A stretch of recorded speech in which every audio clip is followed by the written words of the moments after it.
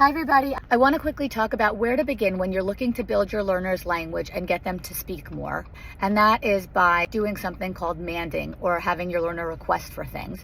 But I just want to talk about what you even do before you prompt your learner to make a request for an item or teach them to request for an item, because you're not going to sit down with all these different toys and activities and just expect your learner to just start asking for them all right away, or try to start even prompting a man for them to ask for them all right away, because they might not even be motivated for them, and that's extremely effortful. And then they might say to themselves, all right, I'll go do my own thing. This isn't that fun for me. When we are beginning to work with a learner and we want to teach them how to request for something, the first thing we want to be doing is delivering lots of different items and activities for free, meaning they don't have to ask for any of it. The other thing is, we also want to be at the same time establishing that we're valuable people to be around. My teacher and my parent are fun to be around, and I want to be with them, because sure, they could play with all these things by themselves, but we want to be looking at how can I make this activity even better for my learner so that they want to do this activity with me and not alone. For example, let's say your learner really likes cars, or they like to put a car down a ramp. But maybe now when you're playing with your learner, you can help them by putting 5 cars down a ramp at the same time and blowing bubbles. Or there's something that you're doing to add to that learner's experience that makes them want to be with you. For babies, an example is yesterday I was playing with the Jack in the Box with my 11-month-old baby, and she knows how to open it herself. She's learned how to do that. And sure, that's fun for her, but I started doing all these different activities with the Jack in the Box with her, and I made it that much more fun for her. I was hiding the Jack, I was having him pop out and say, oh no, or we were pretending he was sleeping, and then I would wake him up and shout boo. So there was a lot of different things I was doing that made her want to be with me and play Jack in the Box with me rather than by herself.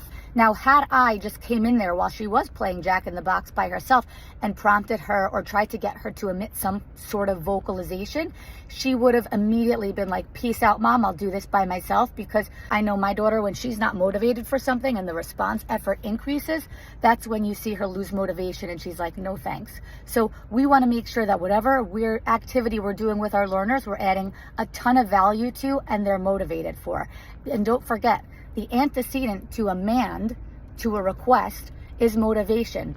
And if your learner is not motivated for the item or activity that they have, and you get them to say a request or you get them to ask for it, then it's probably just them echoing you, or they're just labeling it, or they're using it under the condition of negative reinforcement, where they just want you to go away so badly, so they ask for it because they know that you're going to leave them alone. So we want to make sure that your learner is actually motivated for the items and activities that you have and that you're offering to them. How do you know they're motivated for something?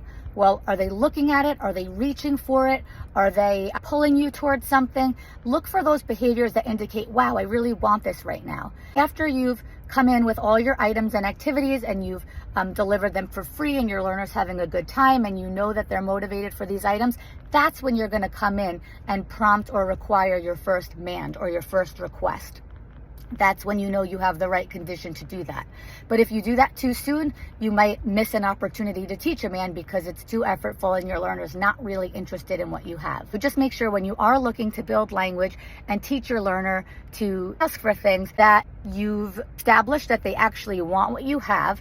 You found a way to make their life better and more valuable when you're around as their teacher or parent, and that they're actually motivated for what you want. You can prompt that request. And then as your session continues, you don't want to require your learner to request for something every single time they want something, because 1, that's not really natural, and 2, the effort that's required for somebody who's not speaking that much to do that is difficult, and they're not going to want to play with you or engage with you if every single second they have to ask for you to blow the bubbles, blow the bubbles, blow the bubbles. That's boring, and they're not going to want to be with you. So between every time you require your learner to ask for something, you want to make sure that you're interspersing lots of freebies and giving them items with no demands being placed on them again, except that they stay with you.